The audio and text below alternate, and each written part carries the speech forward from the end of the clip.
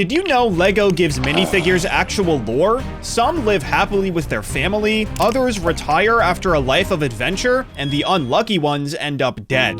So today, I'll be showing you 116 LEGO minifigures with hidden lore, starting with one that connects the Parisian restaurant set and the Natural History Museum set. Both of these sets are in the modular buildings theme, and in case you didn't know, this theme has one of the most in-depth plot lines out of any LEGO branded theme. But for now, I want to focus on the artist in the Parisian restaurant. I talked about this artist in a different video, and how he's basically based on Piet Mondrian, the man behind the inspiration for LEGO's original colors. But his minifigure counterpart can do a lot more than just paint. On page 93 of the instructions for the Natural History Museum set, you'll find an interesting piece of lore about the pottery. It reads, "These highly detailed replicas of ancient pottery were created specifically for the museum by the artist living above 10243 Parisian restaurant." It's a really small piece of lore, but it's a great way to build up the world around the modular buildings theme. It isn't the only piece of minifigure lore hiding in this set though. There's a man from the LEGO Adventures theme known as Dr. Kilroy. He's had a few different names and outfits over the years, but Dr. Kilroy is how most people know him. He's an expert archaeologist who knows everything from the cultures of ancient civilizations to dinosaurs based on their skeletons. And no matter how dangerous an adventure is, he's always down for the fight. No matter where he is in the world, he's always seen with a red bow tie and a white pith helmet. But after all the years of adventuring, he took off his helmet and settled down as the curator of the Natural History Museum, where he still wears his bright red bow tie. It only makes sense that someone with so much knowledge would end up working at a museum. But there's something about Dr. Kilroy I haven't told you yet. He's actually the uncle of Johnny Thunder, the hero of the LEGO Adventures theme, and he taught Johnny everything he knows. The two traveled everywhere together, and Johnny ended up making a pretty big name for himself. So big, in fact, that there's a picture of him in the Mummy Museum set from the Scooby-Doo theme. Johnny's story is a lot like his uncle's, but because of the fame, he can be found in a million different places in LEGO. Anyways, Johnny Thunder and Dr. Kilroy aren't the only minifigures in the Adventurers theme with lore across different sets, because Samuel Sinister also has a pretty cool story.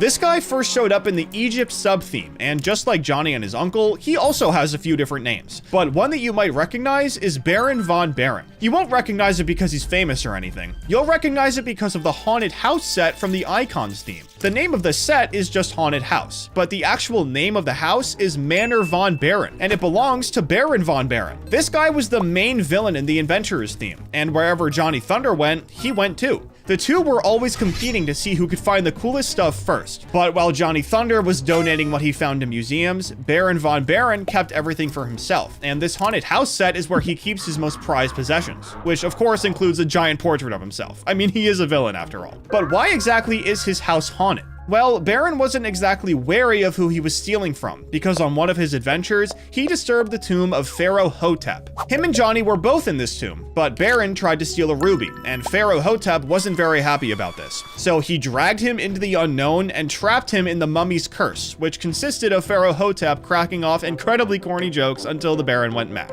So that's why his house is haunted, and it's also why the ruby never made it into his collection. But something he did manage to steal was the Orb of Ogle, and while the orb itself isn't very important, the man behind it is. His name is Evil Ogle, and he's the main villain in a theme called Alpha Team. This theme came out back in 2001, so would you believe me if I told you that Evil Ogle has a connection to the castle theme? He's connected specifically to the Second Knight's Kingdom sub-theme, but he's the great-great-great-great-great-grandson of the main villain in the theme, Vladek.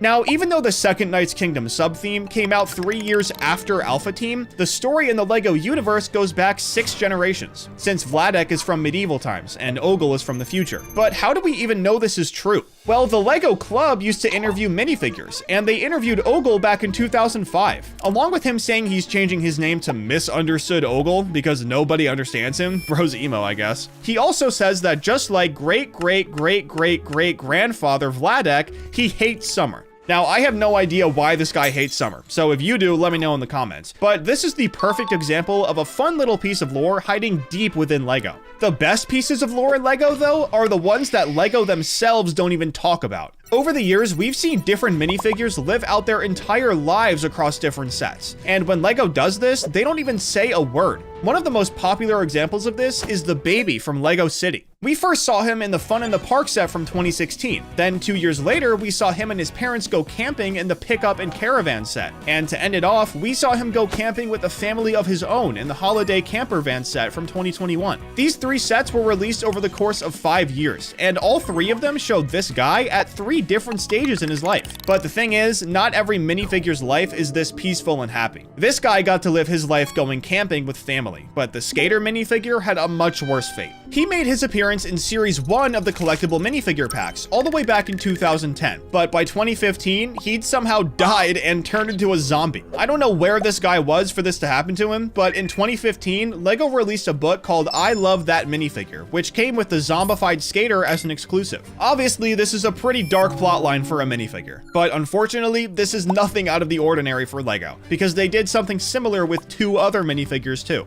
The first one I'll talk about is the Lumberjack. This guy came in Series 5 of the minifigure packs, which came out in 2011. Now, the thing about these minifigure packs is that after a few years of making them, LEGO started giving some of them themes, and making every minifigure match that theme. Like how Series 26's theme was space, and how Series 14's was Halloween themed. But if you look closely at the werewolf minifigure in Series 14, you'll probably notice how similar his outfit looks to the Lumberjacks from Series 5. And that's because it isn't just similar, it's the same outfit on the same guy. The werewolf even has the name tag on his shirt to prove it. At least the Lumberjack got to live though, because I can't say the same for an underwater diver in the Aqua Raiders theme. Now, I'm not sure exactly which diver this is, but if you look at this picture of the Portal of Atlantis set from the Atlantis theme, you'll see this skeleton with a helmet on laying in front of the gate. And if you look closely at the helmet, you'll see that it's the exact same kind the divers in Aqua Raiders wore, which means this skeleton is a dead diver from Aqua Raiders. I guess one of them was able to make the discovery of a lifetime, but unfortunately, that meant their lifetime had to be cut short. Now, the Portal to Atlantis set was literally the first set in the Atlantis theme, so if we skip ahead about 20 sets to the Deep Sea Raider, we can find another piece of minifigure lore, but for it to make sense, I have to tell you about a man named Dr. Brains.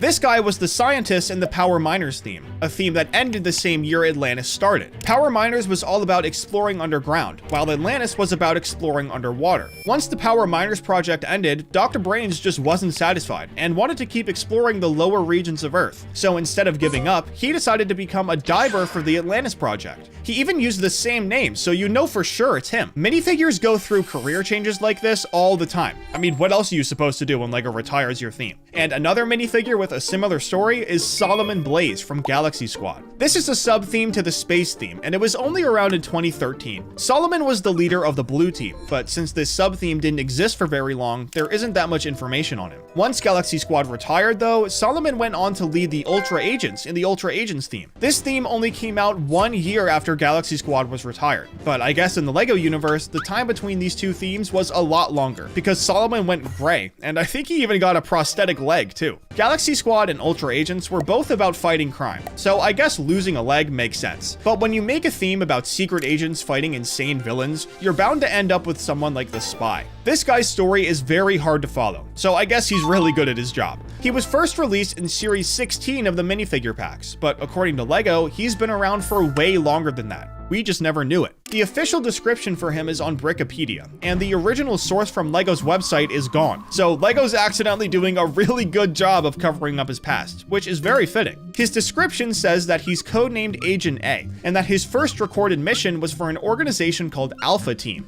Several years later, he was spotted infiltrating the volcano lair of Dr. Inferno shortly before its implosion. Although presumed lost in the line of duty, he resurfaced in the daring rescue of captured Galaxy Squad pilot Solomon Blaze from alien bugoids before disappearing once again. Now, there are absolutely no visuals for this, which is why it's so hard to follow. I mean, the only set that got named was the volcano base in the Agents theme. And of course, since he's a spy, he's not on the list of minifigures that come with this set. The Spy is one of the most elusive minifigures in all of LEGO. And since literally every theme he's involved with is retired now, it's gonna stay that way.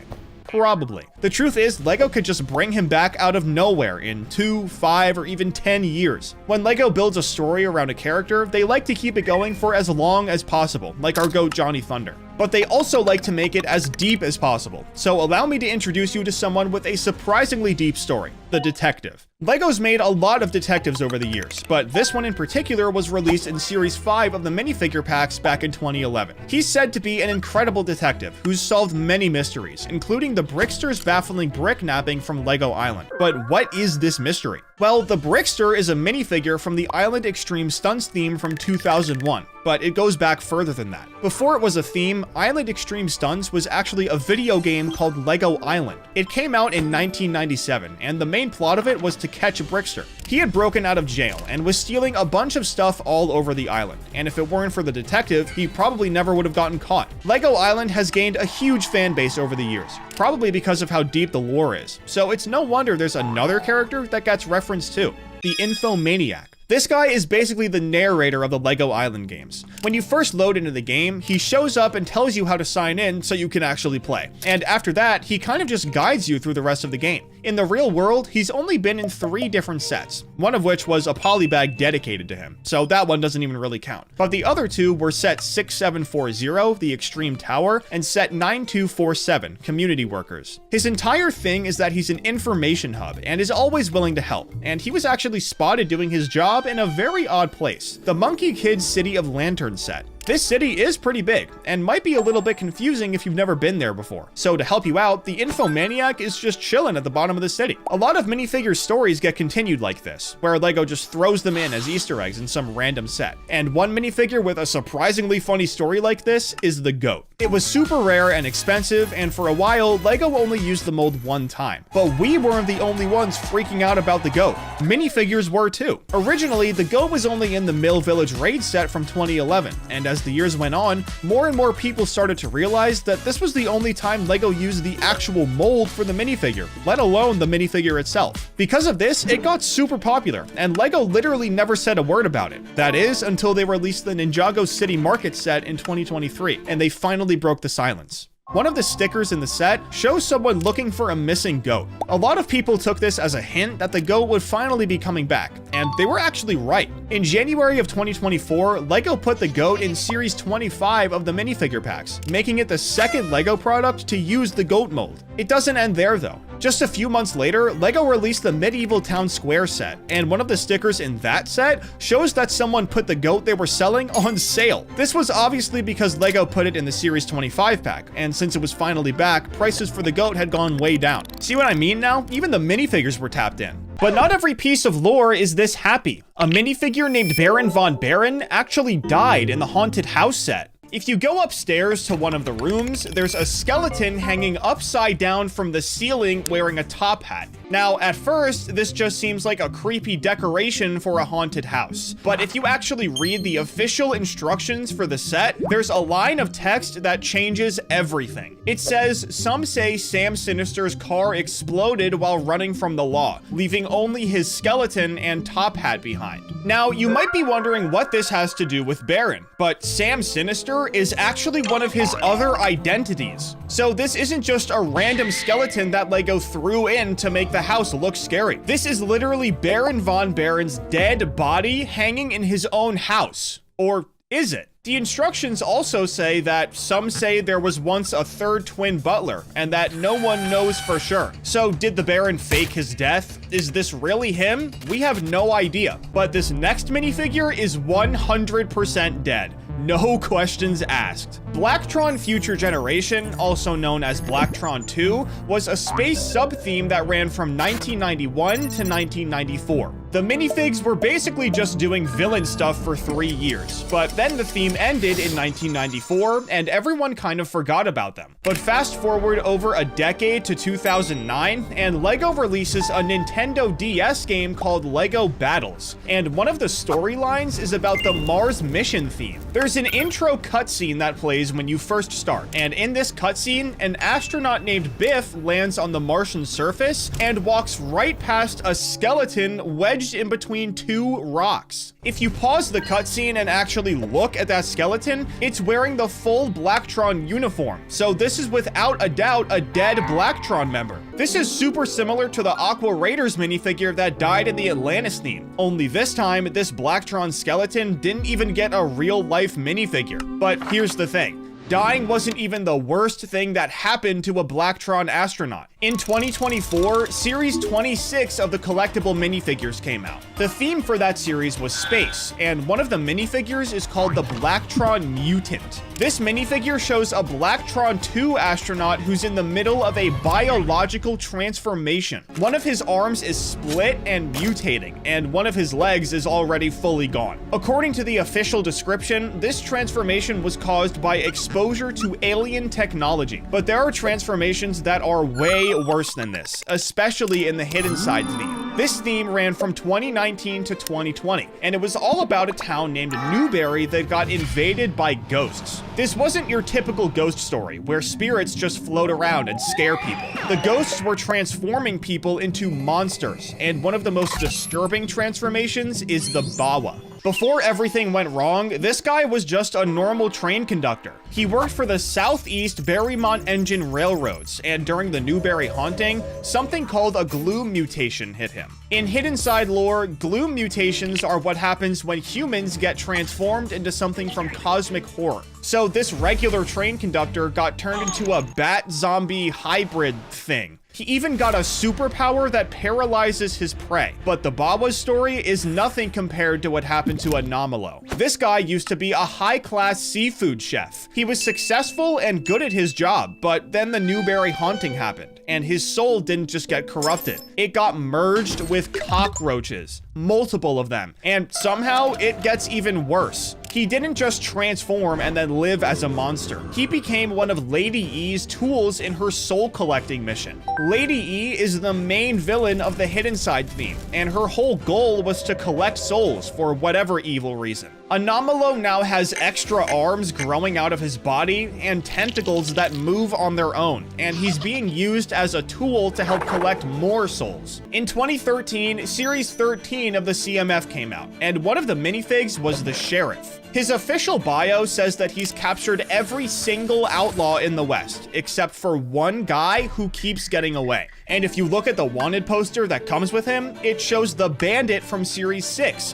which came out 3 years earlier in 2010. So LEGO made a storyline where this sheriff has been hunting one specific criminal for 3 real-world years across 7 different minifigure series. In the 90s, there was a castle sub-theme called Wolfpack, and back then, they were just known as Forest Bandits. That was pretty much their entire identity. But then in 2025, Series 27 of the CMF came out, and one of them is the Wolfpack Beastmaster. This character has an actual wolf companion, and the description tells us something that completely changes the wolf pack. They weren't just random bandits who liked wolves. They were actually a culture with deep ties to the animal kingdom. The wolf pack had a genuine connection with wolves and other animals. LEGO completely humanized them with just one minifigure. But now, let me show you a character who waited 22 years to get a physical minifigure. In 1999, LEGO released a video game called LEGO Racers, and the final boss was a character named Rocket Racer, but he only existed in the video game. There was no physical minifigure of him.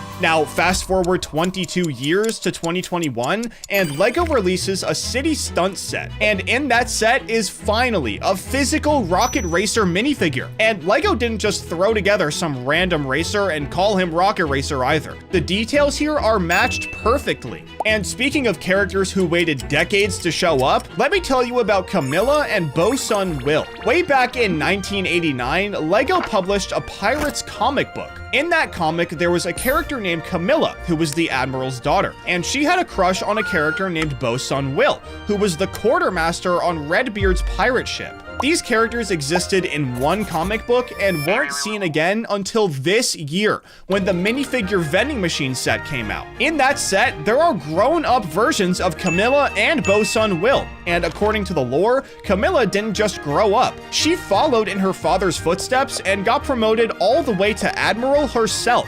So we're seeing a romance that started in a 1989 comic book finally get updated 37 years later, and it's kind of a Romeo and Juliet situation, which is pretty funny for LEGO. However, Ninjago has always been a theme with super deep lore, and I'm gonna tell you about a character who's been part of that lore since the very beginning, but only just got a physical minifigure. the first Spinjitzu master. This guy is basically the god of the Ninjago universe. He's the one who created Spinjitzu and created the world of Ninjago itself. He's been mentioned in flashbacks and referenced for years as this legendary figure, but you never saw his face clearly, and there was never a physical minifigure of him that you could actually buy. That is until this year, when the Old Town set came out to celebrate Ninjago's 15th anniversary. This set finally gives us the first Spinjitzu master with a fully revealed face, which is so sick. He's like the most important person in all of Ninjago. And while we're on Ninjago, there's another character who finally got a physical minifigure recently.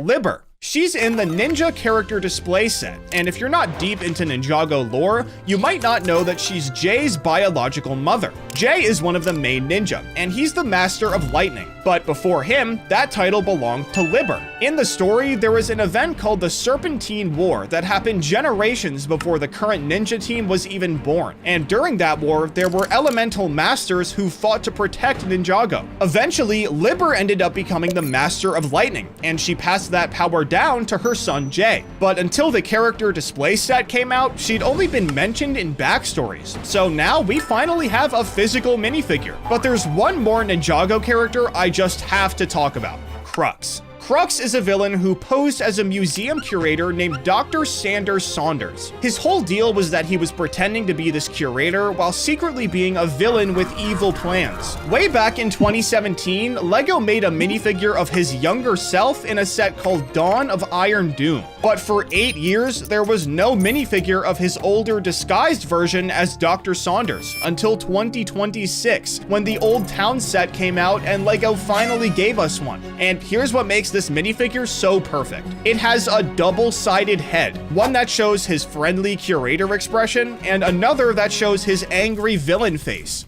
LEGO literally built his double identity into the physical minifigure, which is awesome. But now, let me show you a really deep connection over 25 years of LEGO history. In the Monkey Kid theme, there's a set called the City of Lanterns, and in that set, there are these robots called Citybots A05 and A16. They're just background characters helping out in the city, but if you look closely at their heads, you'll notice that they're using a very specific head print, and it's actually the exact same one that robots in the Spyrius and Explorian sub-themes used in the 90s. These Citybots are a direct reference to a droid in the Mystic Mountain Time Lab set from 1996, which is super specific. And speaking of space sub-themes continuing in modern themes, there's an alien character in the Space Police 3 sub-theme named Craniac. But if you look at his back, he has the 1998 Insectoids logo printed on him. And weirdly, his original name was Insectoid Zim. In the lore of the Insectoids theme, there were these refugees called Zotaxians who came from a planet called Holux. And apparently, these refugees didn't just disappear when Insectoids ended in 1999. They became part of the far future Space Police Society, and Craniac is the proof. But now, let me tell you about a minifigure whose job description is absolutely wild when you think about it: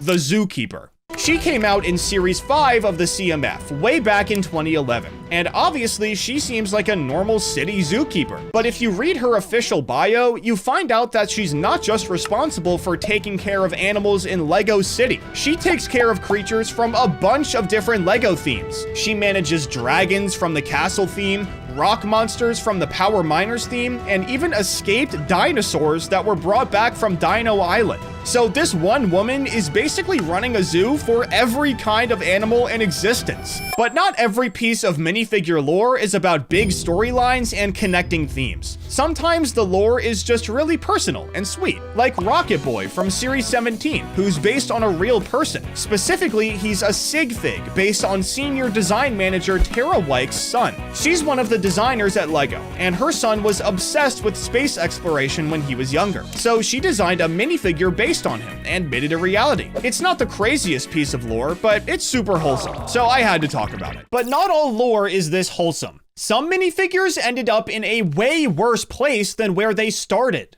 Back in 2011, Series 5 of CMF came out, and one of them was the Lumberjack. Just a completely normal guy with a name tag that says Kel. Remember that part. 4 years later, in 2015, Series 14 came out, and the theme for that series was monsters. One of the figures in that wave is called the Wolf Guy, who's supposed to be a werewolf. But if you look at what he's wearing, he's got the exact same plaid shirt as the Lumberjack from Series 5. And if you look even closer, he still has the same name tag too. LEGO literally took a happy woodsman who was just trying to make a living cutting down trees and turned him into a werewolf 4 years later. And speaking of people becoming monsters over time, let me show you another transformation that took way longer to be revealed. Way back in 1997, there was a castle sub-theme called Fright Nights. The main villain of Fright Nights was a character named Basil the Batlord. The Fright Nights theme ended in 1998, and Basil just kind of disappeared from LEGO after that. But then in 2024, over 25 years later, Series 25 of CMF came out, and one of the figures in that series is called the Vampire Knight.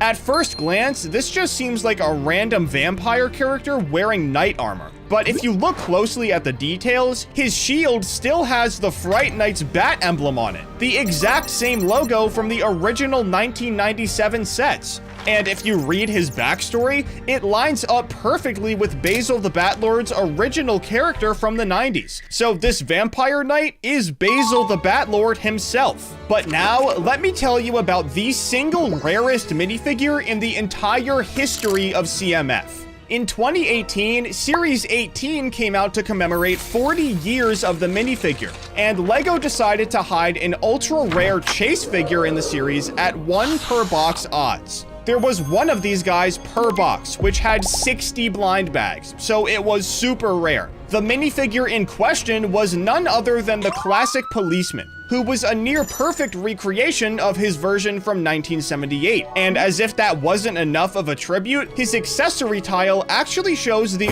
original box art for the set he came in back in the day. However, the classic policeman wasn't the only deep reference in Series 18. There's also the dragon suit guy, and most people think he's just someone wearing a generic dragon costume, but it's way more specific than that. This figure is a direct recreation of the LEGO Castle Dragon from the Dragon Mountain set from 2013. Every detail was specifically designed to match the dragon from that specific set. This one's nowhere near as popular as Brickley, so I don't really know why they chose him, but while we're talking about Series 18, there's another detail about it that explains why certain figures even exist. Series 18 had the brick suit guy and brick suit girl, and when they came out, most people thought they were just kind of random. But here's what they didn't realize. 2018 wasn't just the 40th anniversary of the minifigure. It was also the 60th anniversary of the Lego brick itself. The modern Lego brick with tubes and studs was patented in 1958, exactly 60 years before Series 18 came out. So this series was actually celebrating 2 major anniversaries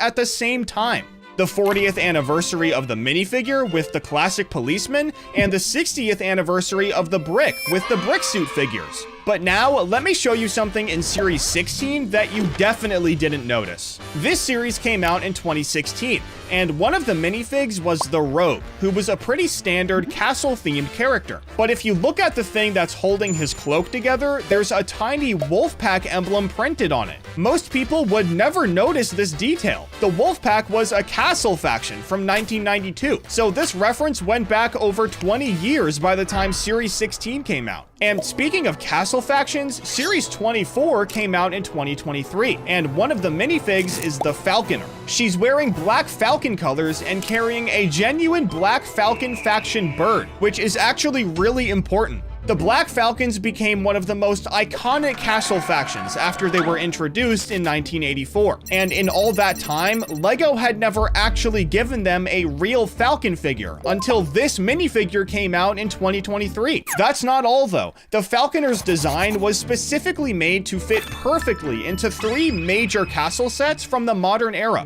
She fits into the medieval blacksmith set, the medieval castle set, and the Lion Knight's castle set. LEGO designed her to be compatible with modern castle sets so collectors could add her into those builds. But the Falconer and the Rogue weren't the only castle faction references in Series 24. The Orc figure carries a shield, and if you look at what's printed on it, you'll see an updated version of the Troll faction logo that ran from 2007 to 2008. LEGO didn't just copy and paste the old emblem from those sets. They actually redesigned it and modernized it specifically for this minifigure. But the castle references keep going in Series 27. This one came out in 2025, and one of the minifigs is the Wolfpack Beastmaster. This guy has an actual wolf companion that comes with him. Now, that might not seem like a big deal until you realize that this is the very first Wolfpack minifigure in the entire history of LEGO Castle to actually come with a wolf. The Wolfpack faction has been around since 1992, and not a single one of their sets ever included an actual wolf until this minifigure. It's the exact same thing that happened with the Black Falcon faction. But one of the coolest castle references is the classic King minifigure in Series 13. If you read his biography, it sounds like it's just telling a story about a fictional king, but it's not fiction at all. His bio specifically says he recruited 14 brave and loyal knights to build a fine golden castle. This is the exact inventory of the actual 1978 Yellow Castle set. It came with exactly 14 knight minifigures, and obviously it's golden. But it gets even better, because his bio also makes a joke about how they had to build wooden horses for the knights, since horse pieces didn't exist back in 1978. The amount we learned about Castle just from this one minifigure is genuinely insane, but there's still more to learn. Series 19 came out in 2019, and one of the minifigs is the Fright Knight, who obviously references the Fright Knights faction. But LEGO didn't just recreate the original designs. They reimagined this character as a ghost knight with transparent blue skin and a transparent blue sword. The original Fright Knights theme never had anything like this, so why did LEGO even do it?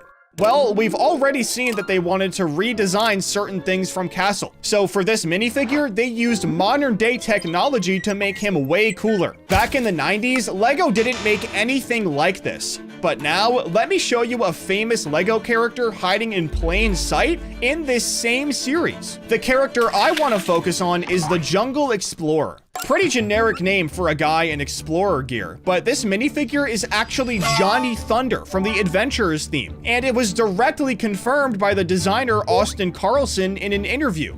LEGO couldn't use the name Johnny Thunder on the packaging for licensing or trademark reasons, so they just called him Jungle Explorer and matched the details to Johnny's old design. He's an absolute hit in the AFOL community, but what a lot of people don't know is that LEGO actually did this with a way less popular character. Series 18 had the race car guy, and if you look at the printing on him, there are clues to who he really is. He has R Racer printed on his belt buckle, and his torso has an RR logo on it. But what does all this mean? Well, it confirms that he's Rocket Racer from the LEGO Racers game, which came out in 1999. Rocket Racer was the final boss of that game, and he'd never even been made in real life before. LEGO Racers is pretty popular now, but nowhere near as popular as Johnny Thunder. So it makes sense why most people don't know this one. Clearly, LEGO loves to reference themselves, but did you know they do it in the accessories too? You can find one in Series 24, which came out in 2023. One of the figures is the Newspaper Kid, and if you look at what's printed on the front page,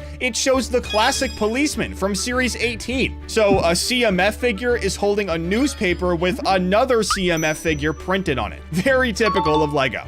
Another thing that's really common is for LEGO designers to hide signatures in sets they make. But did you know they do it in CMF too? Series 11 came out in 2013, and one of the figures is the diner waitress. She's wearing a classic 1950s diner uniform with a name tag, and if you look at that name tag, it says Tara, which is a direct reference to LEGO designer Tara Wilkes, who worked on CMF. It's pretty funny that this is basically just a regular signature. But speaking of interesting designer decisions, Series 26 came out in 2024 with a space theme, and one of the figures is Orion. Now, most minifigures get designed by starting with a character concept and then figuring out how to build it later, but Orion was made completely backwards. The designers wanted to use as many transparent pieces as possible on one singular minifigure as a technical challenge. And only after this did they figure out what character would actually justify having all of these transparent parts. Someone suggested making a constellation, and specifically Orion made sense because his constellation form is human-shaped, so they ran with it.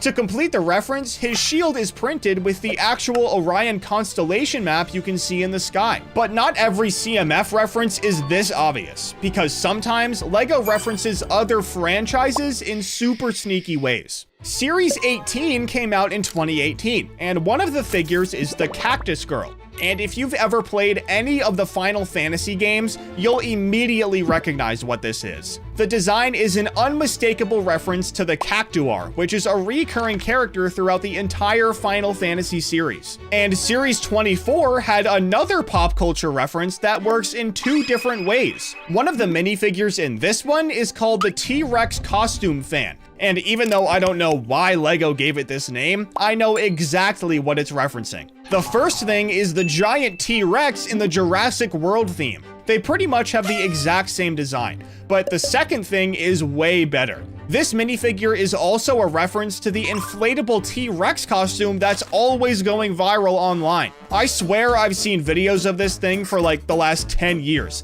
and I genuinely can't believe that LEGO made a minifigure that basically looks just like it. But one of the minifigs in Series 26 had a technical problem that LEGO had to work around with printing, and that minifigure was the Ice Planet Explorer. This minifig references the Ice Planet 2002 sub-theme, which ran from 1993 to 1994. But there's a problem with it. That sub-theme's most defining feature was trans neon orange plastic. That specific color was everywhere in these sets, but LEGO retired it forever ago and doesn't make it anymore. So how did they make an Ice Planet reference without the signature color? They printed orange directly onto a white helmet visor and printed it onto the robot penguin's eye slit. They completely faked it, and honestly, it worked pretty well. But the Blacktron mutant from Series 26 has a detail that most casual fans completely miss. When people see Blacktron, they assume it's referencing the original faction from 1987, which is the most famous one that everyone remembers. But this figure doesn't reference that version at all. It specifically references Blacktron 2, which is the sequel that ran from 1991 to 1993. You can tell because of the white torso and the lime green B logo. Those are the colors Blacktron 2 used.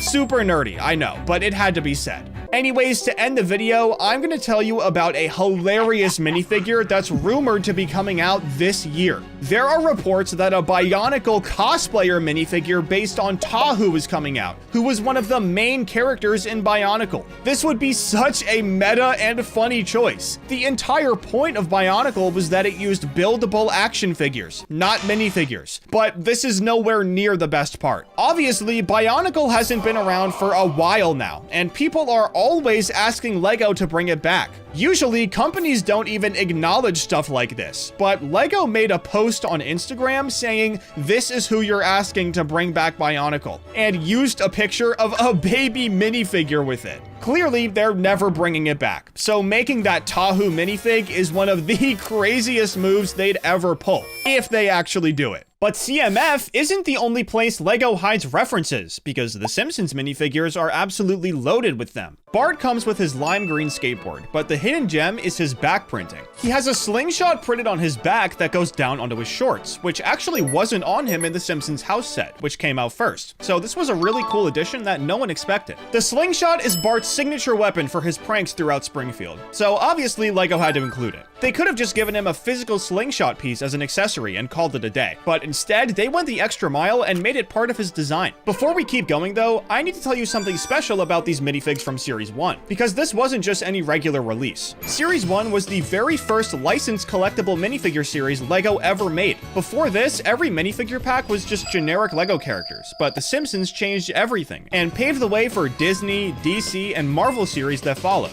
But it gets even crazier, because every single Simpsons minifigure has a unique head mold to match how they look in the show. This was the first time LEGO created an entire series without a single standard headpiece, which is honestly insane when you think about it. They could have just slapped some printed faces on regular heads and moved on, but they didn't. They made custom molds for every single character, and that's part of what makes these minifigures so memorable. Anyways, next let's talk about Maggie, because she comes with one of the best references in the entire series. Her accessory is Bobo, Mr. Burns' childhood teddy bear, and this references the season 5 episode Rosebud, which is a full-on parody of Citizen Kane where Mr. Burns desperately searches for his lost teddy bear. Give me my bear, Simpson. Only to find out that Maggie has it. The attention to detail on this thing is ridiculous. Bobo has a tear on his belly showing stuffing, a dangling eye, and really rough stitching, just like how he is in the episode. Speaking of attention to detail, Ralph Wiggum comes with one of the most heartbreaking Simpsons references ever. He has a Valentine's Day card with a train reading "I choose you," which is from season 4, episode 15, I Love Lisa. In this episode, Lisa gives Ralph this card out of pity, but Ralph actually thought she liked him, which led to one of the saddest moments in the entire show. But did you know that this was actually based on a real story? Screenwriter Al Jean got a similar Valentine in 3rd grade, and he loved it so much that he had the phrase inscribed on his wedding ring. So this isn't just a reference to the show, it's a reference to a real-life event that inspired the episode, and now it's a Lego accessory.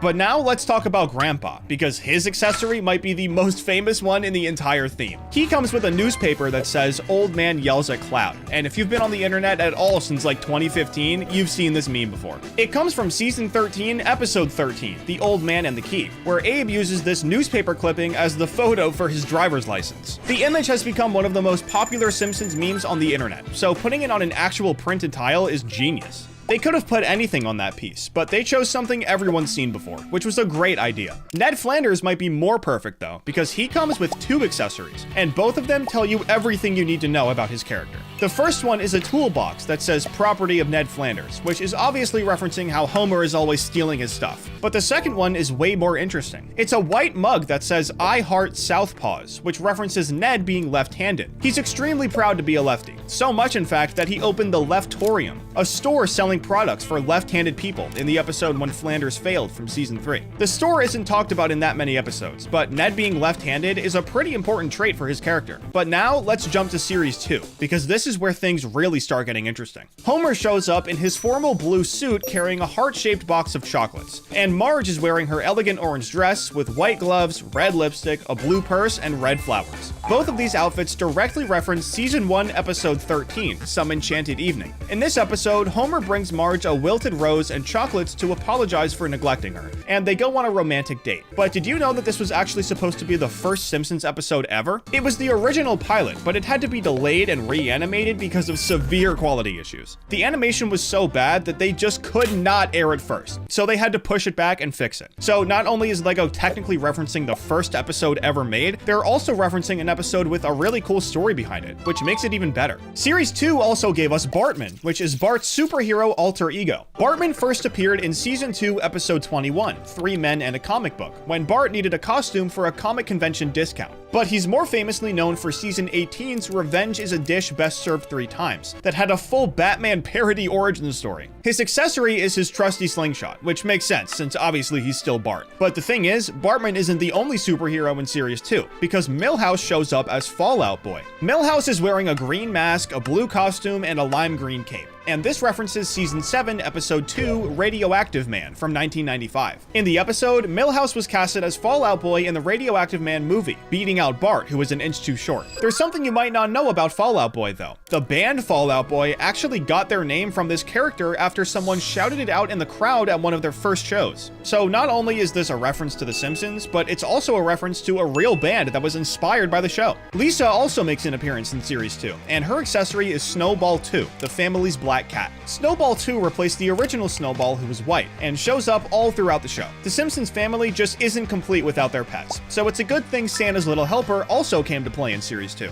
So if you collect both series, you can actually have the entire Simpsons family with all of their pets. It's one of those things where Lego clearly planned it out from the beginning, making sure collectors had a reason to buy both series to complete the family. But now let's talk about Hans Moleman, because this guy might be one of the most tragic characters in all of Springfield. He's always dying in different accidents, only to come back later like nothing even happened. But his accessory is a printed tile of his revoked driver's license. This references the episode Principal Charming, where he fails his driver's test not once, but twice. He failed the first time because of an eye exam, but the second time, he failed as soon as he hit the gas pedal. Somehow, this guy is 31 years old with cataracts so bad that he can't even see, and this driver's license bit is one of his best, so of course LEGO had to give him one to honor it. Moving on to Edna Krabappel, Bart's 4th grade teacher, she comes with a pink mug and a printed tile showing Woodrow, which is actually a picture of NHL legend Gordie Howe. This references season 3, episode 16, Bart the Lover, where Bart pranks his lonely teacher by catfishing her as a man named Woodrow, using Howe's photo. But here's where the backstory gets interesting. The writers originally wanted to use Johnny Unitas, but couldn't get the rights, so Al Jean, who is a Detroit Red Wings fan, suggested Gordie Howe instead. But Waylon Smithers has one of my favorite references in this whole video. He comes with a Malibu Stacy doll that of course has a new hat, which is from season 5, episode 14, Lisa vs. Malibu Stacy. In this episode, we find out that Smithers has the world's biggest Malibu Stacy collection, and we see him running with all of the little girls to try and get the doll first, which is obviously hilarious, but he's got to build up his collection somehow.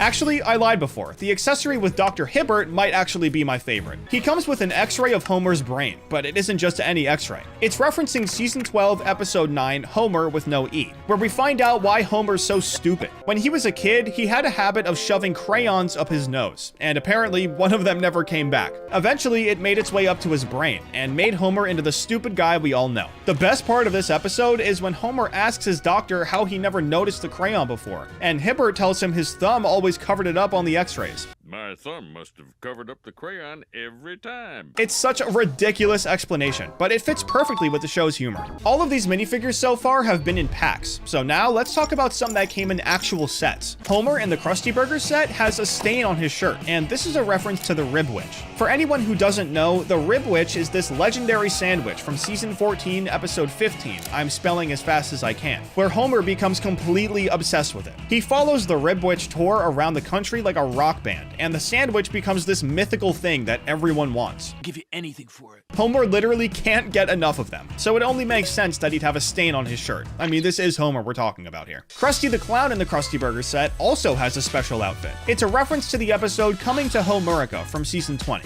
where Krusty launches a veggie burger campaign. In the episode, the Krusty Burger gets named the unhealthiest fast food place in the world. Studies show your Krusty Burger is the unhealthiest fast food item in the world. So Krusty tries to fight the allegations by making a vegetarian burger called the Mother Nature Burger. But unfortunately, one of the ingredients got contaminated by rat meat. So not only was it not vegetarian, but everyone ended up getting food poisoning too. LEGO basing Krusty's outfit on this episode is pretty good, because it's one of his most memorable business failures, and there really are a lot of them. There's one other real Simpsons set, the Quickie Mart, and in this one, Chief Wiggum got something special that he'd never gotten before. This version of him comes with donut stains printed on his uniform and in the corner of his mouth. This is a direct nod to his cop and donut stereotype from the show, and honestly, it's such a simple detail that makes the minifigure so much better. Chief Wiggum is constantly eating donuts throughout the series, and since he's right outside the place he's always buying them from, it's no wonder he has stains all over himself. It's the kind of thing where LEGO could have easily left it out and nobody would have complained, but they added it anyway because it makes the character so much more authentic. These minifigures are hiding more than just references though. The Simpsons minifigures were the first ones to have short legs molded in 2 different colors to make shorts like they did for Bart. Before this, if LEGO wanted to make shorts, they'd either paint them or give up and make each leg one color. But The Simpsons changed that forever. A lot of minifigures these days have multicolor molds for their legs, and it's all because of The Simpsons. They didn't just revolutionize molds though. Itchy and Scratchy were some of the first minifigures to have fully rubber heads. Remember, these guys came out back in 2014, and back then, it really wasn't that common to find a minifigure like this. The only one I can think of is the shark from the Atlantis theme, which came out a few years before, but now there are loads of minifigures with rubber heads. The Simpsons minifigures were not only a huge success, but they were a great experiment that showed LEGO what they could get away with. The cool thing about the minifigs in Series 1 is that they were in the special episode Brick Like Me from season 25, episode 20, which came out just a few days after the minifigures were released. In the episode, Homer wakes up in a LEGO version of Springfield, and it's basically one giant love letter to LEGO. The timing of this episode couldn't be better, and I think we can all agree that it's a good thing the ones in real life didn't come out like the ones from the episode. The custom head molds look so much better, and the references keep going in LEGO Star Wars, like Luke and Han disguised as stormtroopers. Now, if you've seen A New Hope, you know exactly what scene this is from. Luke and Han need to rescue Princess Leia from the Death Star detention block, so they knock out 2 stormtroopers and steal their armor. It's one of the most iconic scenes in the entire original trilogy, and it's been recreated in multiple LEGO sets. The UCS Death Star from 2025 comes with both Luke and Han in stormtrooper disguises. But it's not just that set. The 2016 Death Star had them too, and even the original 2008 Death Star had these minifigures. LEGO has made this scene so many times because it's just that memorable. I mean, the whole "aren't you a little short for a stormtrooper" line is one of the most quoted moments in Star Wars history. Short for a stormtrooper. So of course LEGO keeps bringing it back. But speaking of stormtroopers, the 2025 UCS Death Star also has one of the funniest minifigures in the entire theme, the Hot Tub Stormtrooper. Now, if you've never played the LEGO Star Wars video games, you might be confused by this. But in LEGO Star Wars 2, the original trilogy, LEGO Star Wars The Complete Saga, and LEGO Star Wars The Skywalker Saga, there's this running gag where you can find stormtroopers just chilling in hot tubs around the Death Star. It's completely random and has nothing to do with the actual movies, but it became such a beloved Easter egg that LEGO decided to make it a real minifigure. So in the 2025 Death Star set, there's literally a stormtrooper relaxing in a hot tub, which is super funny. But let's move on to another iconic moment from the original trilogy: Han Solo frozen in carbonite. In The Empire Strikes Back, Darth Vader captures Han in Cloud City and uses him as a test subject for the carbon freezing chamber. The whole scene is super intense because nobody knows if Han will actually survive, and it ends with him getting frozen and handed over to Boba Fett. It's one of the most dramatic moments in the entire original trilogy, and LEGO has recreated it multiple times. The carbon freezing chamber set comes with a Han and carbonite piece, and so does the massive Betrayal at Cloud City set. But here's what's interesting. The Han and carbonite piece isn't even technically a minifigure. It's a printed tile that looks like Han frozen in carbonite. LEGO's used this piece in so many sets over the years that it's become one of the most recognizable elements in the Star Wars theme. But Han getting frozen isn't the only iconic moment from Cloud City. There's also the legendary duel between Luke and Darth Vader, which is where the "I am your father" reveal happens. I am your father. This is arguably the most famous plot twist in movie history, and LEGO has made multiple sets based on this scene. The Bespin duel set is specifically designed to recreate this moment, and it comes with Luke in his Bespin outfit and Darth Vader. The set even has a weather vane that Luke can hang from after Vader cuts off his hand. But the bigger version of this scene is in the Betrayal at Cloud City set, which has the entire carbon freezing chamber and the duel location, so you can recreate both iconic moments in one massive set. Anyways, let's talk about another iconic moment from The Empire Strikes Back: Luke training with Yoda on Dagobah. This is where Yoda teaches Luke about the Force, and it's where we get the legendary Do or do not.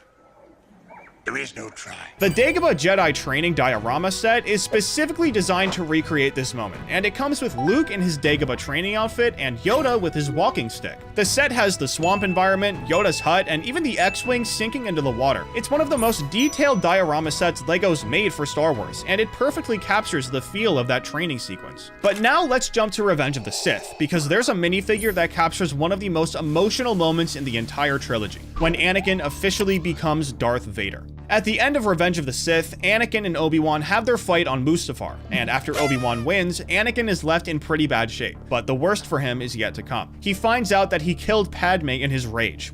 It seems in your anger, you killed her. Which is exactly what Palpatine wanted. He's never been more vulnerable, so Palpatine takes the chance to make him a fully fledged Sith Lord, and puts him in the suit, masking him as Darth Vader. It's the most memorable scene in the prequels by far, and the Emperor Palpatine's shuttle set comes with an Anakin minifigure from right after the fight. Inside the ship, you can put Darth Vader's helmet on it, recreating the scene, which is super sick. But there are also minifigures recreating the fight itself. Obviously, one of the best moments from the fight is the "You Were the Chosen One" scene,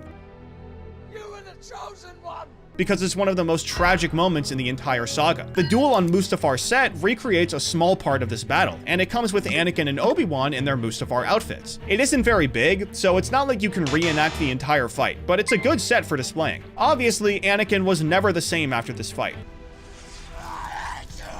and in The Empire Strikes Back, there's a brief scene where you can see him in a Bacta tank getting medical treatment. It's easy to miss because it happens so fast, but it's one of the only times in the original movies where you see Vader vulnerable and injured, and the Vader's castle set comes with a Vader minifigure that's specifically designed for the Bacta tank. If you only casually watch the movies, this one might go right over your head. But let's jump to Return of the Jedi, so we can talk about Emperor Palpatine in the throne room. The Emperor's throne room diorama set recreates the final confrontation between Luke, Vader, and Palpatine, and it comes with a Palpatine minifigure that has lightning hands. This is referencing the moment when Darth Vader finally breaks free from Palpatine and throws him over the edge inside the Death Star. Another iconic moment with Palpatine is when Mace Windu and the other Jedi try to arrest him when he was still the Chancellor. This is the scene where Palpatine reveals himself as Darth Sidious and says the legendary line, I am the Senate. It's one of the most memed moments from the prequels, and LEGO has included versions of this scene in various Coruscant sets over the years. The minifigures show Palpatine in his Chancellor robes before he transforms into the Emperor, and it's such a pivotal moment in the story. Oh, and of course, it's also where he says his famous line, "Unlimited power."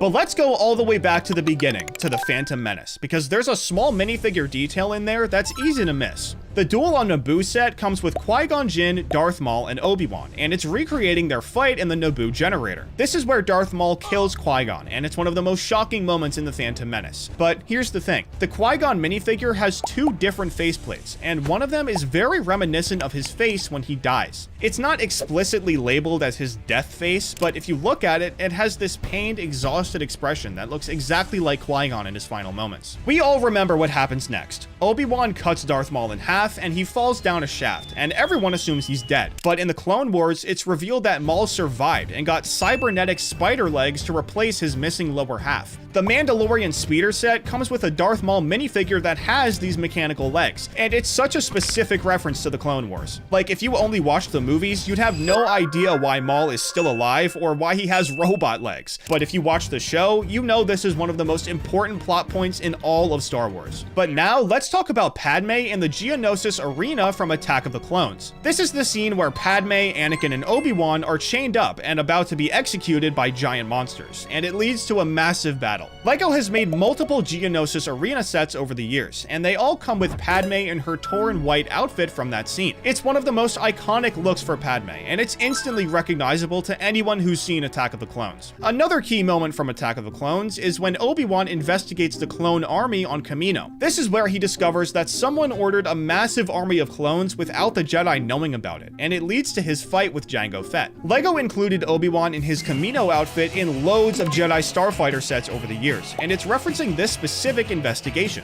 Another Clone Wars character that's gotten multiple minifigures is Captain Rex. He's one of the most beloved characters from the show, and he's a clone trooper who fights alongside Anakin and Ahsoka throughout the Clone Wars. The minifigure that's most iconic is Rex in his Phase 2 armor, which he wears during the later seasons of the show. This is also the version of Rex who resists Order 66 and removes his inhibitor chip so he doesn't turn on the Jedi like all of the other clones. He's one of the few clones who stays loyal to his Jedi friends, and he becomes a huge part of the rebellion later on. Speaking of the rebellion, let's jump to A New Hope, because there's a really specific minifigure that most people forget about. In the 2011 Millennium Falcon set, there's a Luke minifigure wearing a blast shield helmet. This is the training scene on the Millennium Falcon, where Obi-Wan teaches Luke to use the Force by having him deflect blaster shots from a training remote while wearing the helmet. It's a quick scene in the movie, but it's an important moment because it's the first time Luke actually starts to understand the Force. One of the most important minifigures from that era is unmasked Kylo Ren. In The Force Awakens and The Last Jedi, there are several scenes where Kylo takes off his helmet and reveals his face as Ben Solo. These moments are crucial because they show his internal conflict. He's trying to be like Darth Vader, but he's struggling with the light side of the Force. The unmasked Kylo Ren minifigure appears in sets like the Battle on Takodana set and the Snoke's Throne Room set, and it shows his face with the scar that Rey gave him. It's a very specific look that captures his character arc throughout the sequels. But one thing I haven't really touched on yet is the Mandalorian, and there's a minifigure that just came out and it's already become iconic. Grogu in his hover pram. Set 75403 is literally just Grogu sitting in his hover pram, but it also comes with a little minifigure version. In the show, Grogu rides around in this thing because he's too small and tired to walk everywhere, and it became one of the most recognizable things from The Mandalorian. The Lego version is built to scale and has all the details from the show, like the closed canopy and the hovering mechanism.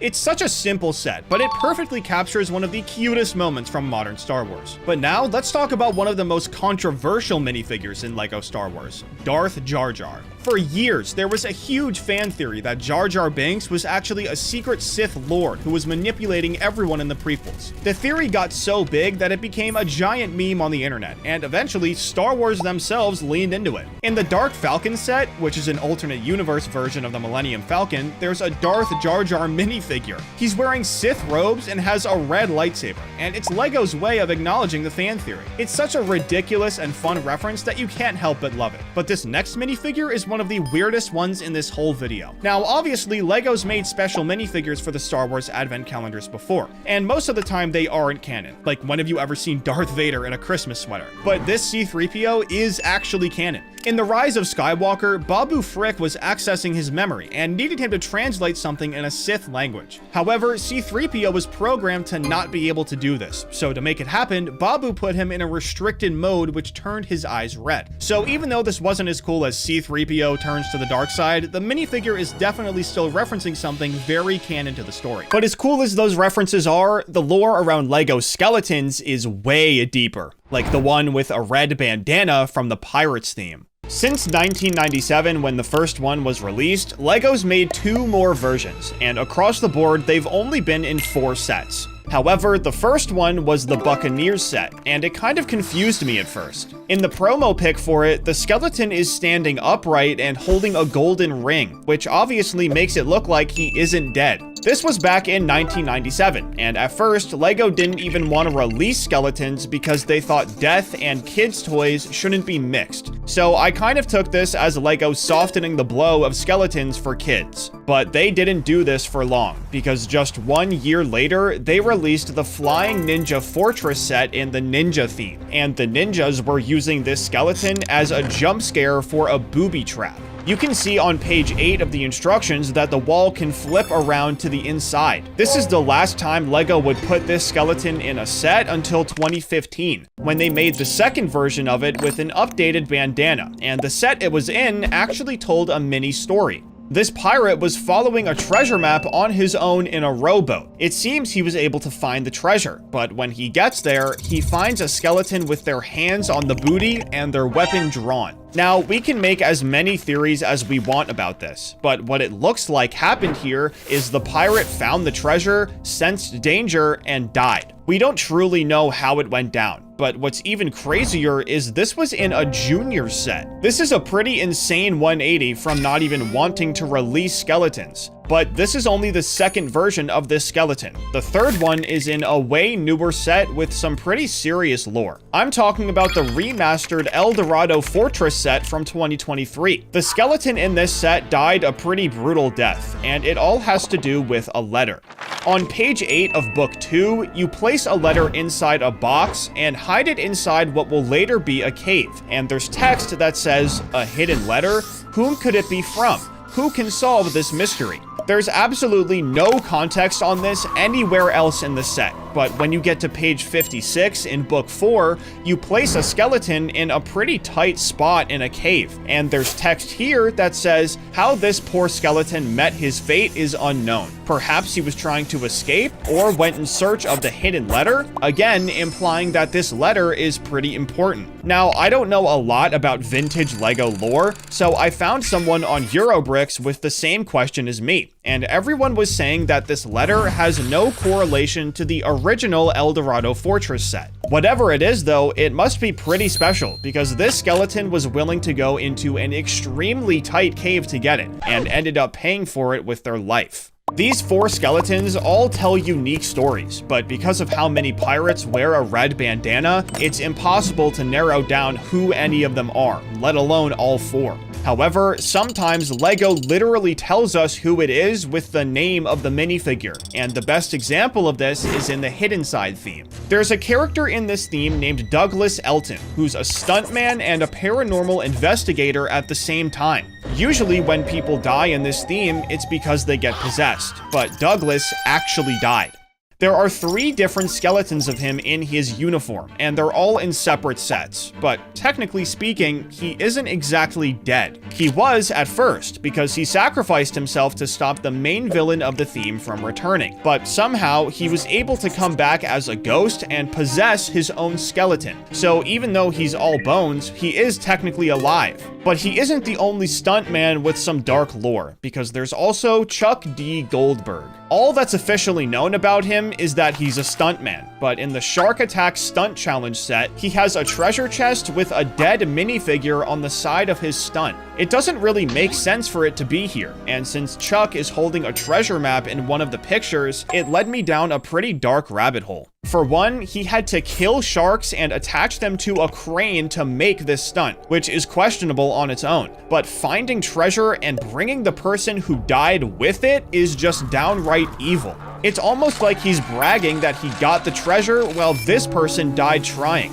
Unfortunately, 46 different minifigures have worn this hat, so there's no way to know who it is. A lot of you probably think it's a pirate, but that isn't necessarily true. The main people chasing pirates are called Imperial Guards, and a lot of them wore this hat, but just because they stop pirates doesn't mean they're good people, and I can prove it with the Shipwreck hideout set. This is one of Captain Brickbeard's hideouts, and in my last video, I talked about how the skeleton heads on his desk are probably Imperial Guards, but there's way more to this set than just this. From the pictures, it looks like the guards are raiding Brickbeard to try and kill him, but that's not what's going on here. On page 13 of the instructions, there's a comic showing that the guards went for the treasure first. Only after that did everyone start fighting. And yes, I only said this to prove that the skeleton in the Shark Attack stunt set could be anyone. But there's a skeleton in the Shipwreck hideout set too, and I'm almost positive I know exactly who it is. In the instructions, we're told to put the hat on the skeleton with the tube facing forward, and out of the 16 minifigs who wear this hat, the Imperial Governor is the only one that wears it the exact same way, so this skeleton is most likely him. The only holes in my theory is that the skeleton doesn't have the blue feather, and that Brickbeard didn't use his head as a trophy like he did with the others. But this next skeleton is 100% confirmed, and it's in the Pirates of Barracuda Bay set. This one is wearing a black Shako hat, and only Imperialists wear a hat like this. There are 9 of them in total, but to narrow down who it is, we have to pay attention to how LEGO is naming things. According to Brick Economy, this skeleton is an Imperial Guard, and if we look at Bricklink to see who wears this hat, only one of them is an Imperial Guard. The rest of them are Imperial soldiers. This guy was in 8 sets back in the day, but we haven't seen him since 1995, so I guess it's because he died in this shipwreck. You can't see him from the outside of the set, but if we go to page 226 of the instructions, we see that he died somewhere underneath the ship, and even lost his leg too. He was probably too stubborn to give up hunting Captain Redbeard, but someone else was also too stubborn to give up, and they turned up dead in the Shipwreck set in Aqua Raiders. Before that though, you need to know that the main plotline of this theme was that these divers were hunting treasure in the Bermuda Triangle, which is absolutely psychotic, but whatever. And when they found treasure, it usually came with deadly sea creatures or dead bodies, and this is exactly what happened here. Down at the bottom of the ocean is a skeleton wearing a gold chrome crown, which leaves us with 2 likely scenarios. Number 1, this is a former king that went missing ages ago and valued treasure so much that he'd rather die than leave its side. Or number 2, this is a pirate who found treasure, was so happy that he put on the crown, because they always do that, and would rather die than leave the treasure's side. Either way, whoever this was clearly valued money more than their own life. The underwater themes actually have a lot more skeletons than I thought, especially when it comes to Aqua Raiders, because 2 of these guys have shown up dead in different themes, and one of them got killed by a giant squid in the Aqua Base Invasion set. The skeleton in this set has the Aqua Raiders logo on their helmet, so we know for sure it's one of these divers. But at some point, he ran into this giant squid and got eaten alive. You can see them in the top part of the squid, and this is actually where its digestive tract is in real life. LEGO made this death eerily accurate to the real world, and if you didn't notice the skeleton in there on the box, it was a crazy jump scare in the instructions. You put him in there on page 35, and a few pages later, you build an eyeball, which probably made you realize what was going on. This is definitely one of the more brutal deaths in LEGO, but I said earlier that there were 2 of these divers, so where's the second one? Well, he's actually dead at the portal that leads to the lost city of Atlantis. This set is obviously in the Atlantis theme, but this diver has been sitting here a lot longer than you might realize. Aqua Raiders was introduced and retired in 2007, and the Portal of Atlantis set came out in 2010, so this diver has been here for 3 whole years. Unlike the other guy, we have absolutely no idea how this diver died, but if nothing else, it pretty much confirms that the portal to Atlantis is in the Bermuda Triangle, which is a pretty cool piece of lore. Since these skeletons only have their helmets, there's no way to know which divers they are in particular, but at least we know they're from Aqua Raiders, because the skeleton in the Sunken Treasure Mission set only leads to dead ends.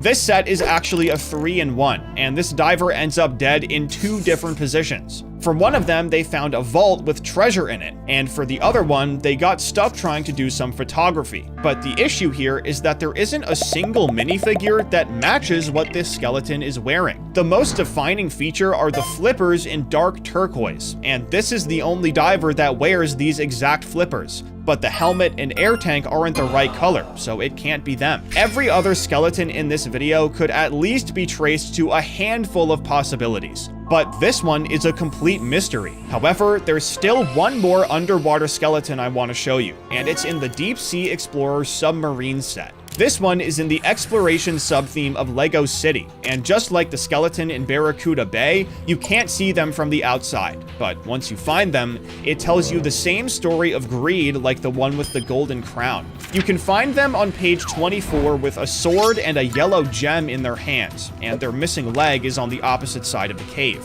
Seeing as how there are sharks down here, it probably means that this leg got bitten off by one of them, and somehow that still wasn't enough to make this guy let go of his precious gemstone. As for their identity, the way they're wearing their hat leads to a pretty crazy theory, because the only other minifig who wears it like this is the captain of the skeleton ship from the castle theme. There's barely any lore on this guy online, but maybe he was plundering a ship, went down with it, lost a leg, and died. It's pretty far-fetched, but you'd be surprised how many skeletons there are in LEGO Castle. There's one in the dungeon set with a very distinct helmet, but to understand what's going on here, you need a bit of castle lore. There were a lot of different evil factions in Castle, like the Fright Knights, the Shadow Knights, and the Dragon Knights, and even though they wear the same helmet as this skeleton, it actually can't be any of them. Each evil faction had a rivalry with a different good faction, and since this dungeon set is in the first Knights Kingdom sub-theme, their rivalry was with the Bull Knights. Now, most of the knights from this faction didn't wear helmets like this, but we can still find out who this skeleton is by piecing together a few different things. The other minifigure in the dungeon set is a man named John of Maine, but he was partners with a man named Richard the Strong, and he was guarding treasure in set 6094 from a robber wearing the exact same helmet as the skeleton. This robber, as the websites call him, is a bull knight, and you can tell by the breastplate. He's also the only evil minifigure in this sub-theme that wears this helmet, so this is without a doubt the skeleton in the dungeon set. The websites not calling him a bull knight made this the most difficult skeleton to backtrack in this whole video, but the one in the Halloween add-on pack is a lot easier to figure out. Since this is just a fun pack, I didn't read into it like I did with the others, but I'm still pretty sure I know who this is. LEGO made this pack for Halloween, so they could have easily made the witch hat black, but they specifically made it blue, the same color Magisto wears. Magisto was the first minifigure with a real name, so I think LEGO was quietly referencing him with this hat, but fun time is over, because the skeleton in the Temple of Resurrection set from Ninjago died a pretty horrible death. This is the same place where Lord Garmadon was reborn, and considering all the lore around it in the TV show, it makes sense why there's a dead ninja here. The sons of Garmadon were able to reduce the royal palace to ruins, and after that, it became very clear that this temple was a shrine to darkness. The ninja who was unlucky enough to die here is stuck forever inside this cave, and just like the one from the Deep Sea Explorer set, they're also missing a leg. You can find it on the other side of the cave with an emerald attached to it, and since this ninja is impossible to identify, maybe this gemstone is a piece of lore that I don't know about that can help to identify them. So if that's true, let me know in the comments. But remember earlier when I said the diver that got eaten alive by a giant squid was super brutal? Well, the one in the Volcano Island set is 1,000 times worse. This skeleton is wearing a conquistador helmet, which I'll come back to later. But if you look at the promo pic for this set, you realize this skeleton could have only died in one place, the inside of the volcano. This is an absolutely terrible way to go out.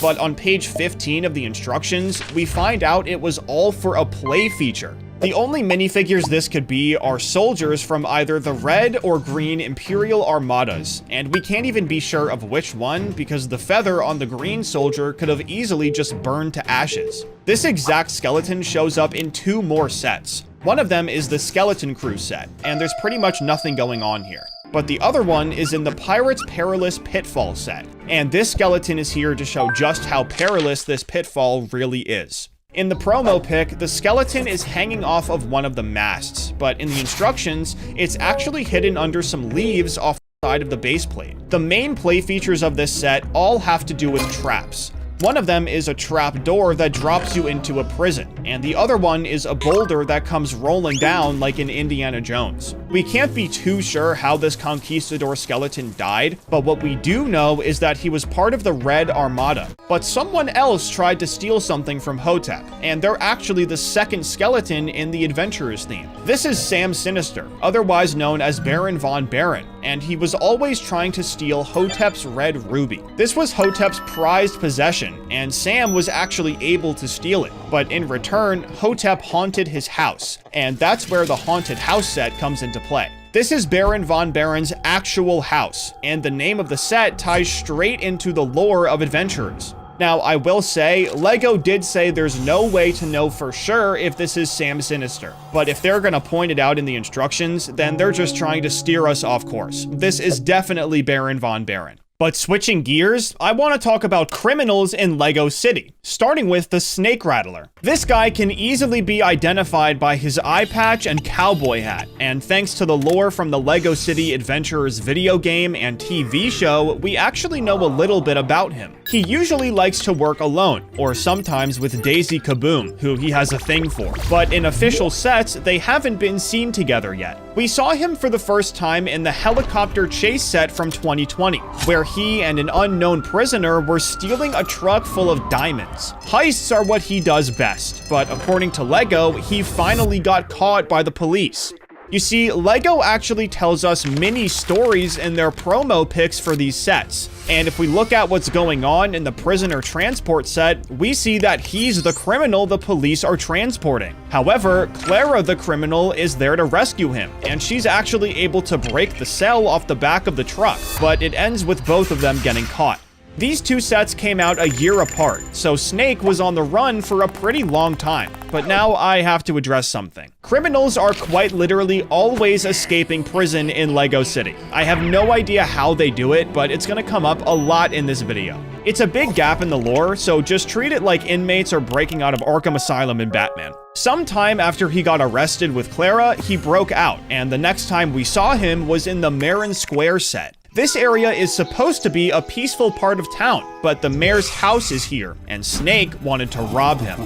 In this picture, we see him on his motorcycle with a window attached to a grappling hook, And this is actually the window to the mayor's house. The one on the right side is missing, and there's a golden trophy behind it, so this is definitely what Snake was after. But it looks like he also might have gotten the key to the city? Maybe I'm wrong here, but I don't know what else this key would be for. Even though he did this in the middle of town, he was actually able to escape, but he had to start laying low. A year later, he shows up with a mustache and green overalls, but this time, he's trying to break someone out of a prisoner transport truck. But not just anyone, the same unnamed prisoner from the first set. I guess she dyed her hair or something, but they have the same prisoner number, so it's definitely her. It seems like Snake was posing as an egg farmer to get close to the truck, but the police identified him pretty quick and easily arrested him because he was on a tractor. There's clearly something going on between these two, even though he likes Daisy Kaboom. And funnily enough, she's actually the criminal for case number 2. Daisy has 2 minifigures in real life, and both of them are in different police station sets. But she actually got booked in the first set she came in, so let's break down what's going on here. Her goal at this station was to free prisoners 50380 and 86753, and since she can make explosives out of literally anything, it would be pretty easy for her to do. All her friends had to do was be on the left side of the prison at the right time, and they were. Daisy actually managed to break everyone out, but they all ended up getting cuffed and put back in jail anyway. It probably didn't help that the guy tried to steal from the police chief before he left, or that Daisy stopped to play ping pong with her good friend Duke Detain. But just like Snake, she somehow broke out, and we didn't see her again for 2 years. She popped back up at a different police station set with the same goal, a prison break. But this time, she was trying to free the chef, and her plan was a lot more thought out. Instead of riding in a car with her name on the license plate, she stole a garbage truck and put on a really good disguise. Then she completely removed a wall with the arms on the garbage truck and freed the chef for a second before they just got arrested again. Her story is a lot shorter than Snake's, but case number 3 is actually someone I already mentioned, Clara the Criminal. Her story starts in the Elite Police Boat Transport set, and I actually can't figure out what she did here that was illegal. She was following a treasure map and ended up on a beach somewhere in Lego City. She actually found the treasure too, but then Duke Detain pulled up and tried to arrest her. It's probably just because she was already on the run or something, but Duke actually wasn't able to get her here. She got away on her raft, and the next time we saw her was a set I already talked about, when she tried to free Snake Rattler from the transport truck. As we already know, she got caught, and unfortunately, so far, it's the end of the road for her. Which leads us to case number 4.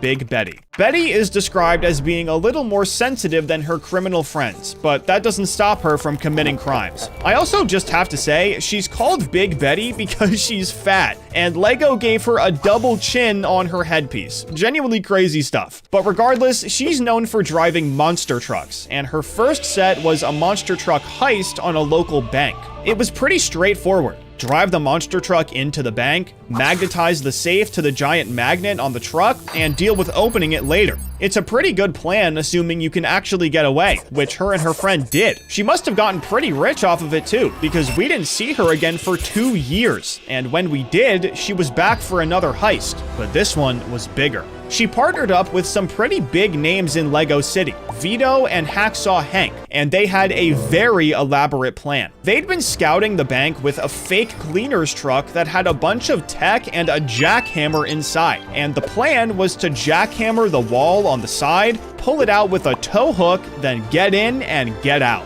Hank was also flying some sort of drone helicopter thing that could hold some bags of cash. That way, everyone could split up and make it harder for the cops to catch them once they stole the money. But unfortunately, the job was just too big. They all got arrested, but we have our next 2 cases right here.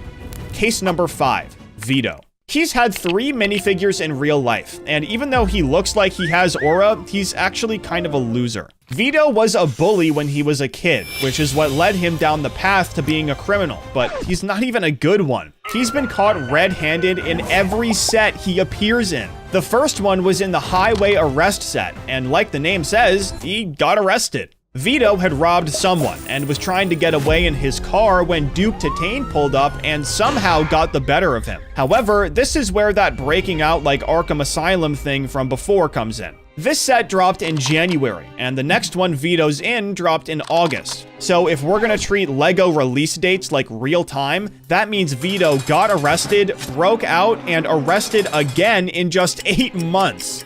The second arrest was in the Lighthouse Capture set, where Vito was running from the cops on a raft and ended up at a lighthouse with all of his stolen gems and gold. But the cops tracked him there, and he had nowhere to go, so he got booked. The next escape didn't happen for a while because he didn't show up until January of 2022 in the set with Big Betty, and we already know what happened there. But this brings us to case number 6, Hacksaw Hank. His real name is actually Henry, and he's the type of criminal that loves coming up with huge plans that usually fail. So that whole fake cleaning truck with the jackhammer and the drone, yeah, that was all him, and he does stuff like this all the time. His first set was the Elite Police Driller Chase, and just from the box art alone, we can already see how crazy this guy is. He built some driller car and used it to rob a bank, but all he took was this tiny little safe. It must not have been very fast since he ended up getting caught, but his next set is way crazier.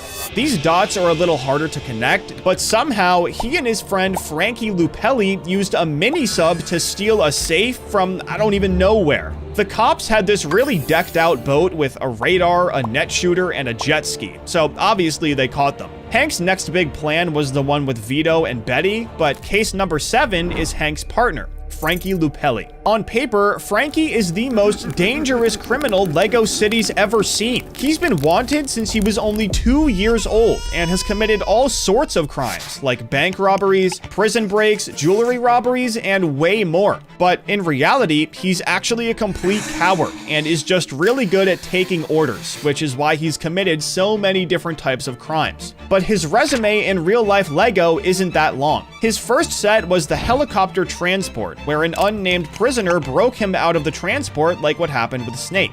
According to his wiki, he was actually able to escape, which led him to his next crime with Hank in the underwater bank heist. Overall, his story is pretty straightforward, but from here on out, none of the minifigures have actual names, so I'll be giving them nicknames to keep things simple. Case number 8, Silverhead. This guy actually just came out in 2024, and he's already got a more in-depth plotline than Frankie. He started out in the crime lab truck, where he was being transported to a new prison when this lady managed to break him out. As we know, these things usually end pretty badly, but LEGO had us build his escape route in the set, so we know for sure he got away. Unlike other criminals, he actually tried to lay low by wearing a bandana and living in a hideout instead of an actual house. But the police were able to track him down. And it probably doesn't help that he has a wanted poster of himself at the ladder to his place. The other crook he was living with used the only escape route, which landed Silverhead in his third set, Prison Island. Him and his lady friend from earlier were actually in here together, and I say were because he broke out of this place. Him and this old man had this crazy escape plan where they opened up the sewer and used it to escape on the water. Now, there was a warning for sharks, and we haven't seen him since. So did Silverhead and this old guy make it out? We have no idea. Case number 9, Woodland. This minifigure is from 2018 and has also only been in 3 sets, but unlike everyone else so far, his story is very cohesive.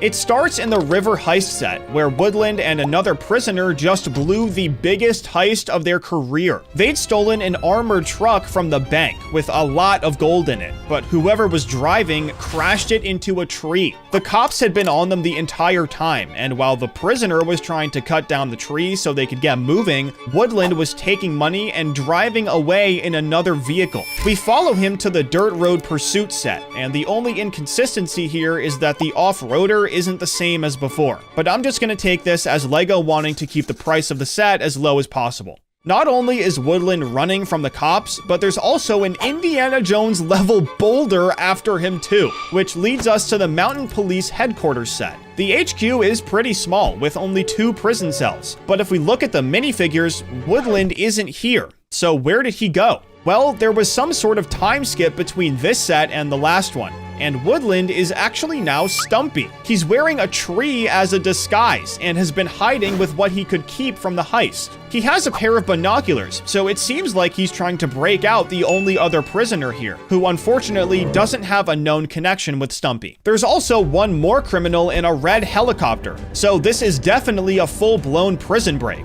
I want to go back for a second though, because the other prisoner from Stumpy's first set has more going on than it looks like. Case number 10, Screw. The reason I'm calling him Screw is because he kind of got screwed over by Stumpy, and this actually isn't the first time something like this happened to him. He's also in the Mountain Fugitive set, and in this one, he got screwed by this lady. It looks like they were getting some stolen gold from their hiding place when the cops showed up.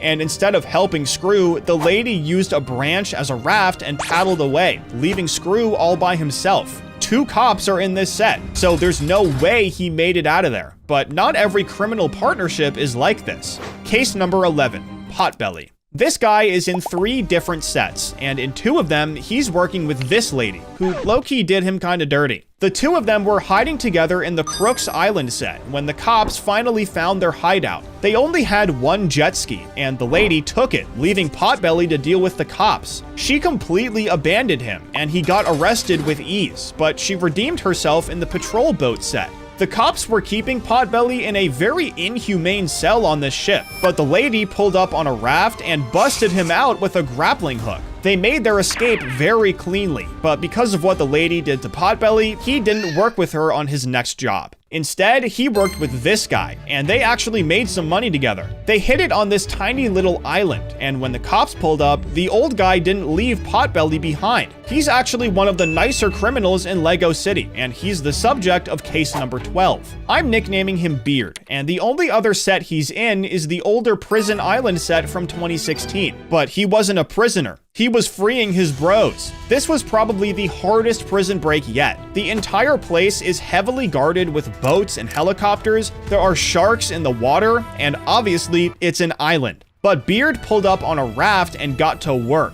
These are the 2 friends he was trying to break out, and they both had very specific strategies. This guy would go down low to Beard's raft, and the only way he could get there was by getting put in solitary confinement. The bed in there has a false bottom and would lead to where Beard was waiting for him. While that was happening, the other guy would ask to go lift weights and get picked up by a hot air balloon that Beard's friend was flying. Now, this may not seem like a good idea since the police have a helicopter.